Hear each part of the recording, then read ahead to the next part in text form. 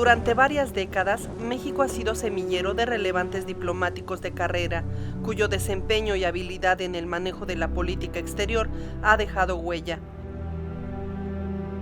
Ejemplo de esto es la trayectoria del doctor Bernardo Sepúlveda Amor, para quien el conocimiento del sistema internacional contribuye significativamente al desarrollo económico, político y cultural de México.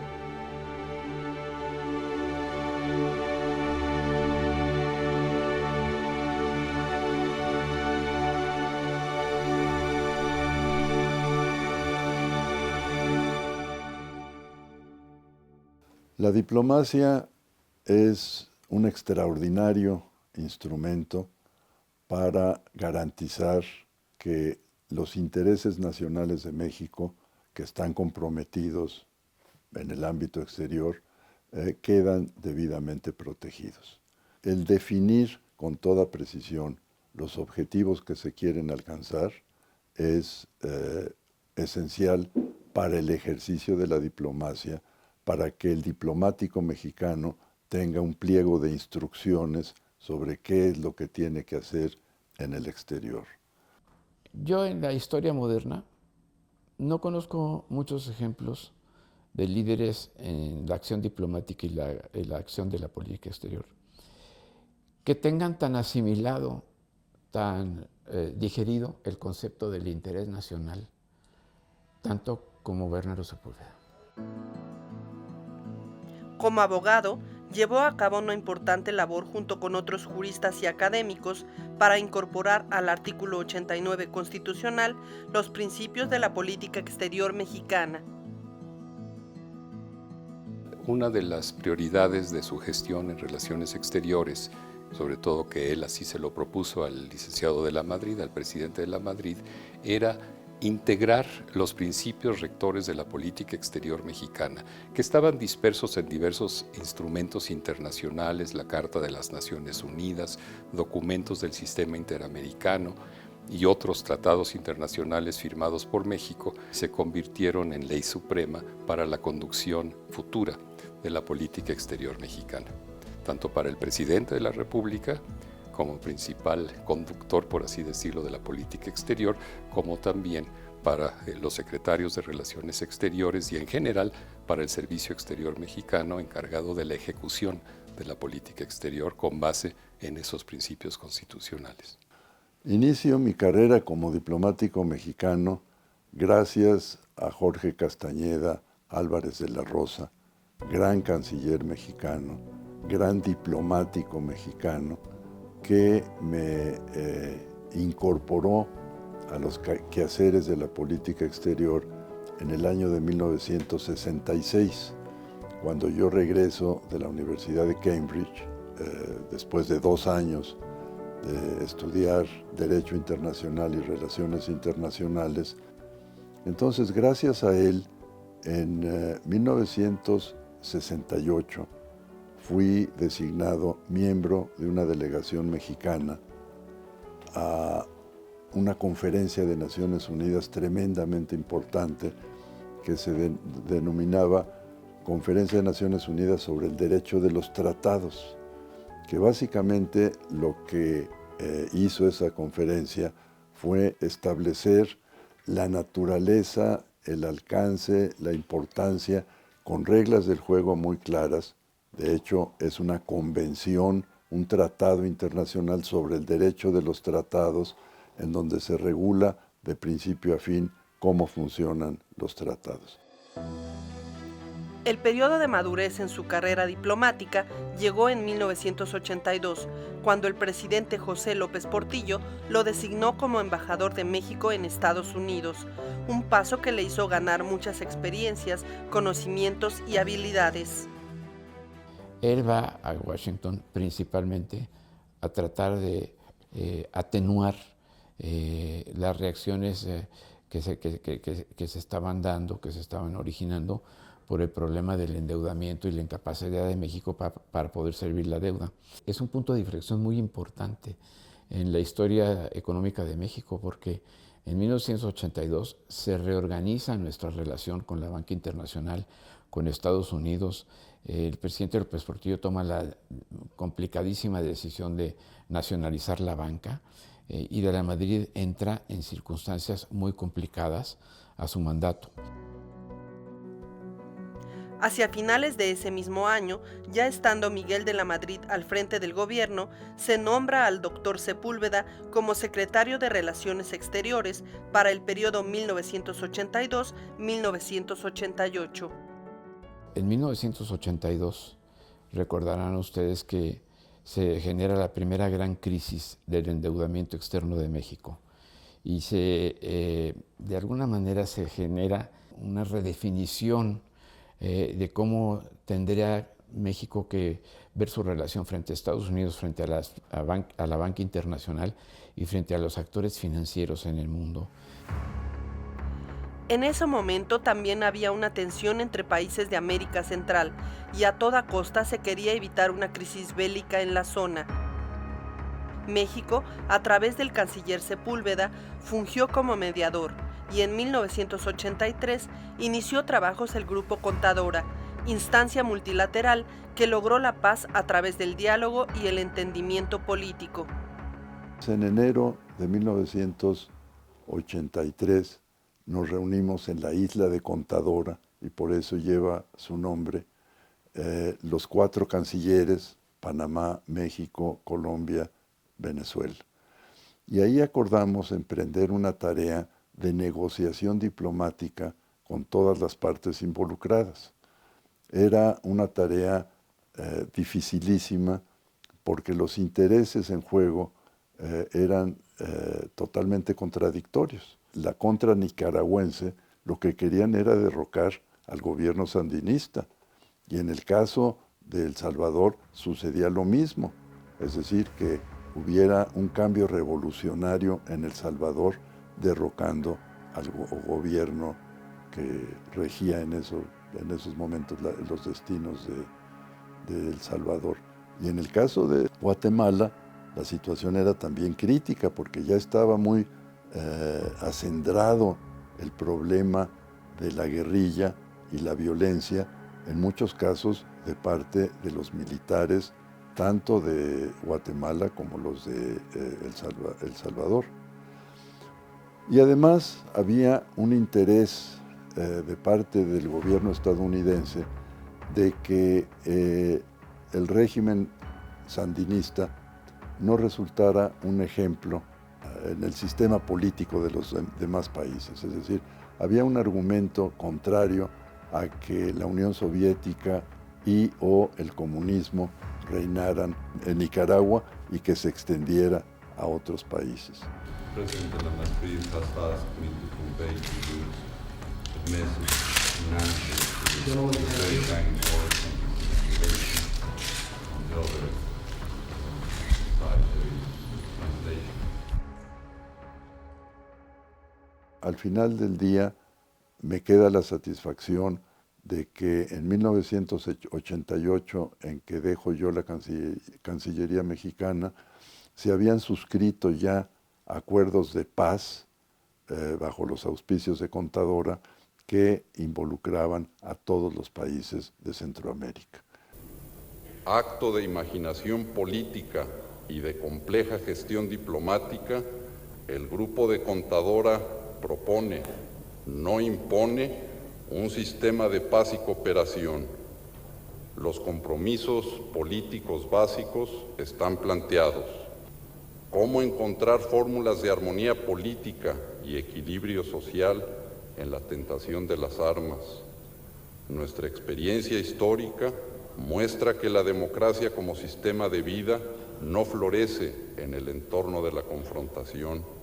Requiere, por el contrario, un suelo fértil para la comunicación política y para la capacidad de diálogo, el respeto auténtico a un proyecto plural y la prevalencia de los principios de derecho. México confía en que la fuerza de la paz, por sus méritos intrínsecos, pero también como imperativo del interés nacional, será la fuerza que se imponga.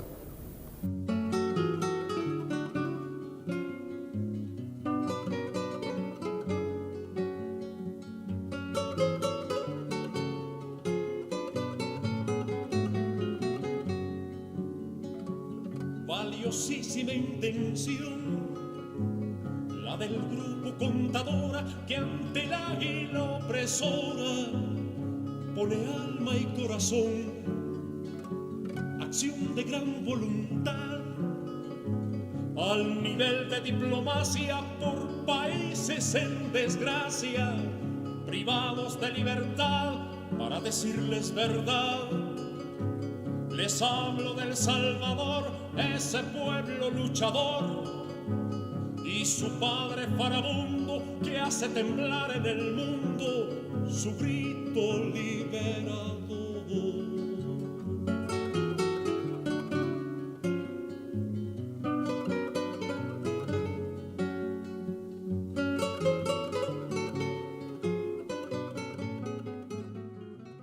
Entonces, en un proceso gradual se encontró la fórmula para pacificar a Centroamérica, para instalar principios democráticos y respeto a los derechos humanos y cooperación entre los gobiernos de Centroamérica.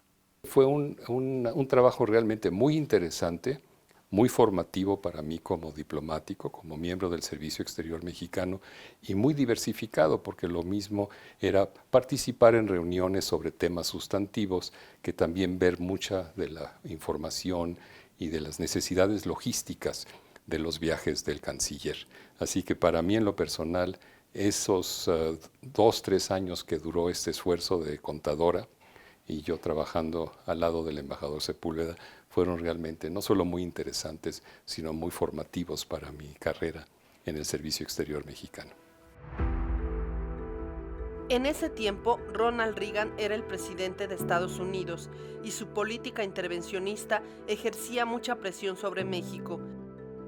El encargado de llevar enérgicamente esta tarea era el embajador John Gavin, un personaje frente al cual Bernardo Sepúlveda trabajó con inteligencia, diplomacia y negociación constante. La relación bilateral fue más compleja aún cuando en 1983 fue asesinado en Guadalajara el agente de la DEA Enrique Camarena Salazar. Cuando asesinan al agente de la DEA Camarena, el embajador John Gavin de Estados Unidos pues toma yo diría que una actitud muy negativa frente a México, y realmente deteriora mucho la imagen de México en los ámbitos internos del Departamento de Estado, del Consejo Nacional de Seguridad en Estados Unidos. Nosotros teníamos que convencer al gobierno estadounidense que el propio gobierno mexicano era el principal afectado como consecuencia de ese crimen, y la necesidad de encontrar fórmulas de colaboración para sancionar a los criminales que habían participado en ese asesinato. Era un corte histórico, no se había asesinado a ningún agente de la DEA en México en acción oficial, ¿no? Entonces, tiene que ir con George Shultz y me toca a mí acompañarlo. Cuando entramos al Salón Azul en el Departamento de Estado, pues George Shultz de alguna forma también lo cuestiona inmediatamente. ¿Qué es lo que está sucediendo? Y Sepúlveda, con el arte, la maestría que le caracterizaba en la diplomacia, pues puede navegar con mucha efectividad en estas aguas turbulentas, ¿no? Señalando, bueno, tenemos que conformar un marco que reduzca los riesgos para los que participan en este difícil oficio de investigaciones sobre el narcotráfico, el tráfico de drogas, etcétera. Pero no debemos de dejar que esto contamine una relación que va mucho más allá de un punto, ¿no? Y viene después un almuerzo ofrecido por Shultz, en donde recuerdo muy bien que al embajador Gavin lo sientan en una esquina, lo ponen muy esquinado, y pues eso a mí me impresiona mucho, porque de alguna manera se forma el juicio uno de que había sido efectiva la entrevista, de que el lenguaje corporal del secretario de Estado era positivo, de que estaba dándole entrada a los argumentos del canciller mexicano. Y me gustó mucho esa exhibición de carácter, esa exhibición de pues, la determinación de defender el interés nacional a cualquier costo. Y lo cierto es que en un lapso relativamente breve, la totalidad de los participantes en ese asesinato de la gente camarena fueron aprehendidos, sometidos a juicio y condenados. Todavía hasta la fecha, algunos de ellos siguen en prisión, otros han salido cumpliendo ya su pena, pero lo cierto es que México demostró que sí se sancionaba a quien había cometido ese asesinato. Y con eso se fue suavizando la relación cuando entendieron que efectivamente el gobierno mexicano estaba cumpliendo íntegramente con sus responsabilidades de perseguir el crimen y sancionarlo.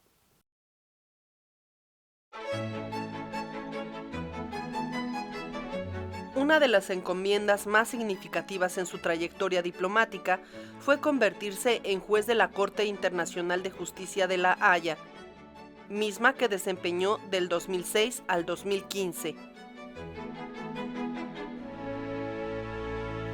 Me tocó, en una primerísima instancia, un caso muy delicado que afectaba a México, que tiene que ver con 52 nacionales mexicanos condenados a la pena de muerte sin haber contado con el auxilio legal en su defensa.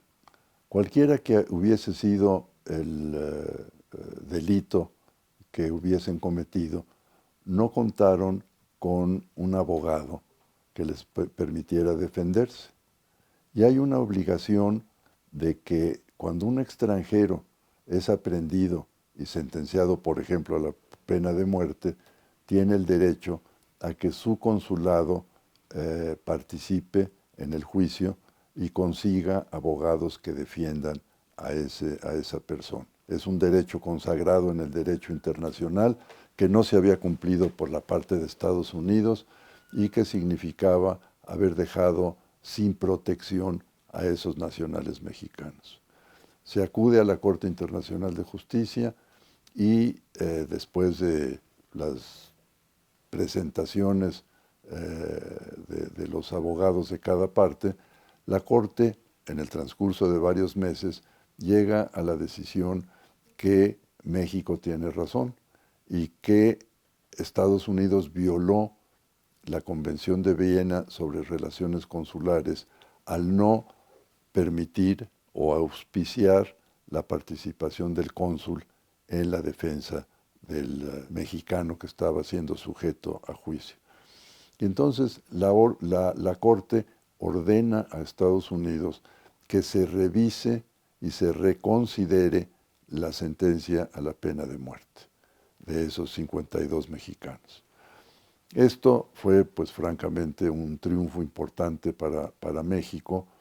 Su paso por la Corte Internacional de Justicia es un señalamiento, un claro reconocimiento de la comunidad internacional a su labor como canciller. Eso fue un premio no de México ni de los mexicanos, incluso algunos políticos mexicanos lo traicionaron cuando quiso participar en la Suprema Corte de Justicia y la comunidad internacional levanta el dedo y lo unge como juez y después vicepresidente de la Corte Internacional de Justicia de La Haya.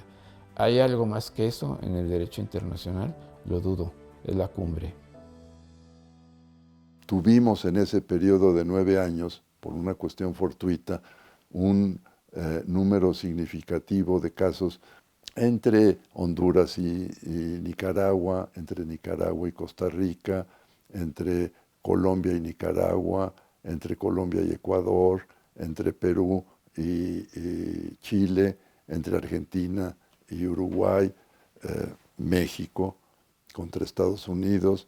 En fin, todo eso me permitió tener una perspectiva fantástica de lo que es un Estado de Derecho a nivel internacional, porque se tienen que cumplir las obligaciones internacionales, pero la Corte es la institución capacitada para determinar cómo se aplican las reglas en el sistema internacional en su conjunto. Y esa experiencia es extraordinaria.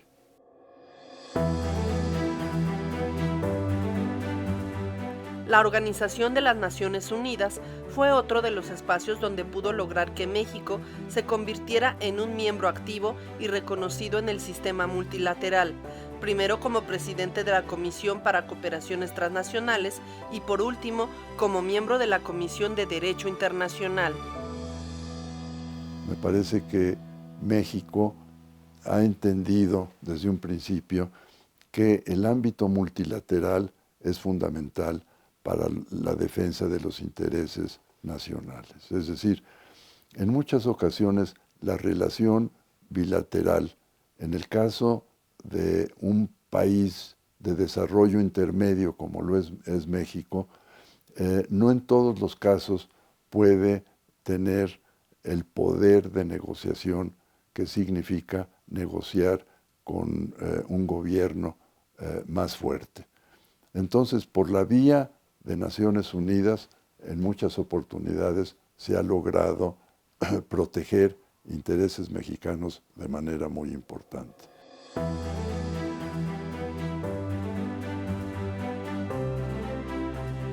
Con carácter y un impecable dominio del lenguaje, entre otras cualidades, el doctor Bernardo Sepúlveda Amor contribuyó a que México fuera respetado en el sistema político internacional. La forma en que él tenía de dirigirse a la gente con sumo respeto, con gran educación, aún en las condiciones más impresionantemente complejas, nunca perdía la calma, siempre atento, siempre cortés, siempre con una cara amable, pidiendo las cosas realmente con mucha educación, a pesar de que seguramente por dentro pues las cosas estaban muy distintas, ¿no? Por la complejidad de los asuntos que se tenían que atender.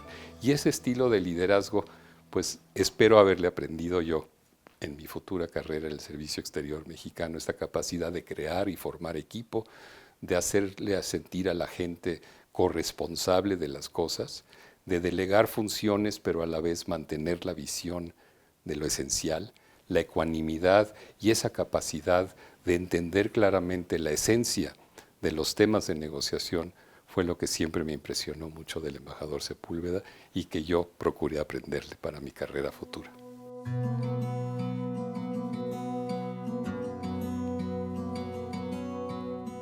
En el 2018, el doctor Bernardo Sepúlveda Amor fue nombrado embajador emérito de nuestro país.